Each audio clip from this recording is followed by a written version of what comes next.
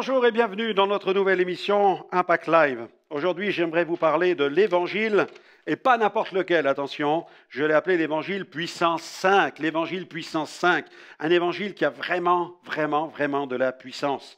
On va lire dans l'évangile de Luc, chapitre 24, à partir du verset 13, un entretien que Jésus ressuscité va avoir avec les disciples, deux disciples qui sont sur le chemin d'Emmaüs, et ils partagent leur christianisme, et c'est vraiment un christianisme sans force, un christianisme qui s'éteint, un christianisme anémié. Au verset 13, Luc 24, « Et voici, ce même jour, deux disciples allaient à un village nommé Emmaüs, éloigné de Jérusalem de 60 stades. Et ils s'entretenaient de tout ce qui s'était passé pendant qu'ils parlaient et discutaient. Jésus s'approcha et fit route avec eux. Mais leurs yeux, regardez, leurs yeux étaient empêchés de le reconnaître. Il leur dit, « De quoi vous entretenez-vous en marchant pour que vous soyez tout tristes ?» L'un d'eux, nommé Cléopas, lui répondit, « Es-tu le seul qui, séjournant à Jérusalem, ne sache pas ce qui est arrivé ces jours-ci » « Quoi ?» leur dit-il. Ils lui répondirent, « Ce qui est arrivé au sujet de Jésus de Nazareth, qui était un prophète puissant en parole et en œuvre, devant Dieu et devant tout le peuple, et comment les principaux sacrificateurs et nos magistrats l'ont livré pour le faire condamner à mort et l'ont crucifié.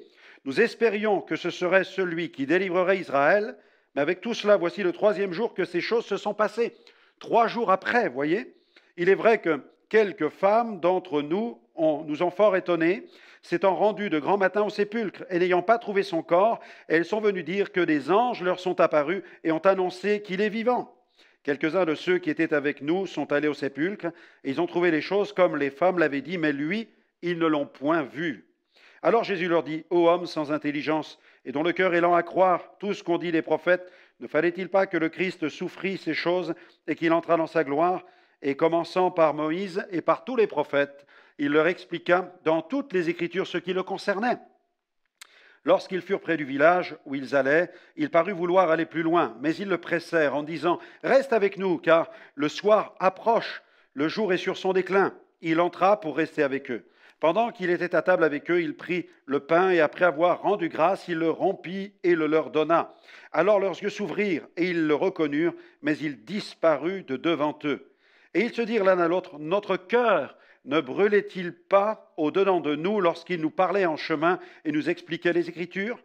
Se levant à l'heure même, ils retournèrent à Jérusalem et ils trouvèrent les 11 et ceux qui étaient avec eux assemblés et disant, « Le Seigneur est réellement ressuscité. » Et il est apparu à Simon et ils racontèrent ce qui leur était arrivé en chemin et comment ils l'avaient reconnu au moment où il rompit le pain.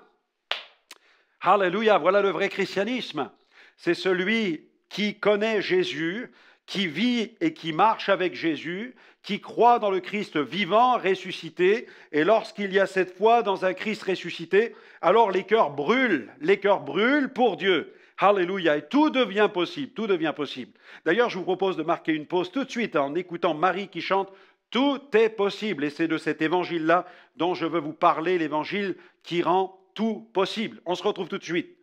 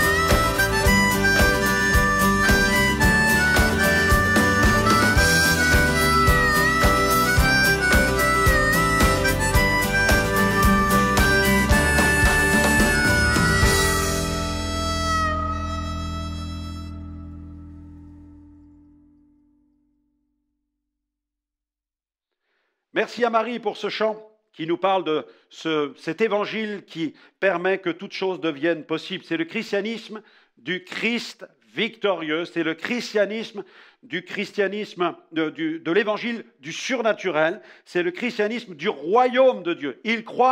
Ce christianisme-là croit que le royaume de Dieu se manifeste avec puissance.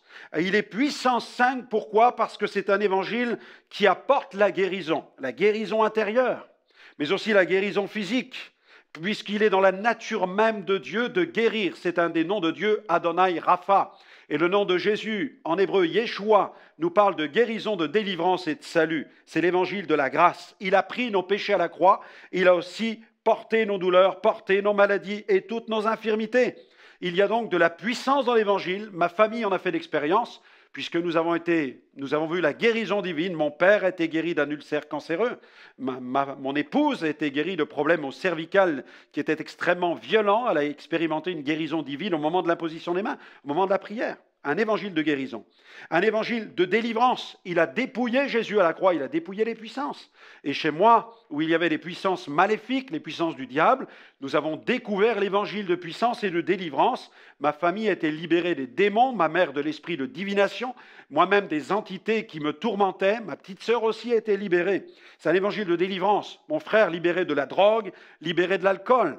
C'est aussi l'évangile du salut, la guérison, la délivrance, le salut, le pardon des péchés. Le salut, c'est quoi? C'est la vie éternelle, la vie dans l'éternité, c'est la qualité de vie de Dieu.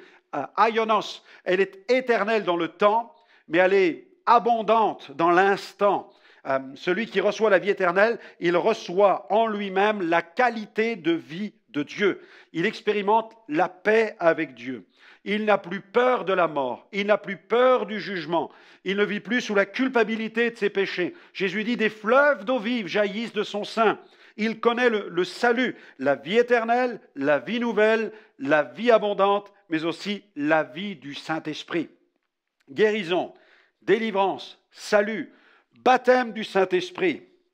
Gloire à Dieu. Nous croyons aussi à la puissance du baptême du Saint-Esprit. D'ailleurs, dans le chapitre 24, Jésus continue toujours à s'exprimer. À partir des versets 36, il évoque aussi, en discutant avec les disciples, la promesse du Saint-Esprit. Et il leur dit, au verset 49, « Voici, j'enverrai sur vous ce que mon Père a promis. » Et les disciples d'Emmaüs ont entendu cela. « Mais vous, restez dans la ville jusqu'à ce que vous soyez revêtus de la puissance d'en haut. » Il y a un revêtement de puissance. Il y a sur la terre des millions d'hommes et de femmes pentecôtistes qui ont fait l'expérience du baptême dans le Saint-Esprit. Ils ont reçu l'onction au-dedans d'eux lorsqu'ils ont cru en Jésus, et cette onction les a revêtus jusqu'à l'extérieur lorsqu'ils ont fait l'expérience du baptême dans le Saint-Esprit. J'ai l'onction en moi, pour moi, mais j'ai l'onction sur moi, pour les autres. Et le baptême dans le Saint-Esprit, c'est une ouverture sur l'univers des dons spirituels qui nous permet de prier ensuite pour tous ceux qui souffrent et apporter dans l'Église jusqu'à l'extérieur des murs des églises, d'apporter l'inspiration, la révélation et la puissance des dons spirituels. Baptême dans le Saint-Esprit. Et puis le cinquième élément, c'est celui du retour de Jésus. Les chrétiens de l'Église primitive avaient coutume de se saluer par cette formule « Maranatha », « Maranatha ». Ils proclamaient le retour de Jésus. Et ce retour de Jésus, la Bible nous le décrit sous deux phases importantes. La première, qui est un enlèvement auquel l'Église va participer, qui pourrait se produire à tout moment. L'Église pourrait être enlevée à tout moment, et à ce moment précis dans la gloire, elle sera introduite dans la salle des noces. Et alors que ce sera le temps des noces et de la gloire dans le ciel, ce sera le chaos sur la terre. Le chaos sur la terre. Un chaos auquel le Seigneur mettra un terme quand il reviendra après la séance des noces, après les festivités des noces, quand il reviendra en gloire. Donc il y a un enlèvement subit, instantané de l'Église pour les noces, mais il y aura un retour en gloire sur la terre pour mettre un terme au chaos qui se sera mis sur pied ici-bas parmi les êtres humains. Oui, le retour de Jésus, un retour glorieux. Êtes-vous prêts? Êtes-vous prêts pour cet évangile de guérison, de délivrance, de salut, de baptême de l'Esprit et de retour de Jésus? Êtes-vous prêts non seulement pour son retour, mais êtes-vous prêts à venir maintenant à lui? Parce que si vous voulez être prêts pour le retour de Jésus, il faut venir à lui premièrement. Et pour venir à lui, il faut renoncer à ses propres péchés, croire que le Christ est vraiment le chemin qui mène au Père et lui abandonner sa vie. Je vous invite à le faire dès maintenant. Vous pouvez, là où vous êtes, derrière votre écran, devant votre écran, pardon, vous pouvez maintenant vous décider et dire, viens dans ma vie, Seigneur Jésus, pardonne mes péchés. Je crois que tu es le sauveur du monde. Je crois que le Père t'a envoyé sur la terre et je viens tel que je suis, avec mes fautes, avec mes erreurs, avec toutes les transgressions que j'ai pu commettre. Et je te demande sincèrement, profondément pardon pour tout cela. Purifie et lave mon cœur et habite en moi afin que je ne sois plus jamais la même personne. Je m'engage dorénavant à te consacrer ma vie et à la conformer au contenu des Saintes Écritures parce que je désire devenir un véritable disciple, un disciple de Jésus. Au nom de Jésus-Christ, Amen. Amen. Vous avez fait la bonne prière et je vous encourage vraiment à poursuivre cette marche avec le Christ. N'hésitez pas à me retrouver dans d'autres émissions où vous allez pouvoir découvrir ce glorieux évangile. Que le Seigneur vous bénisse en abondance.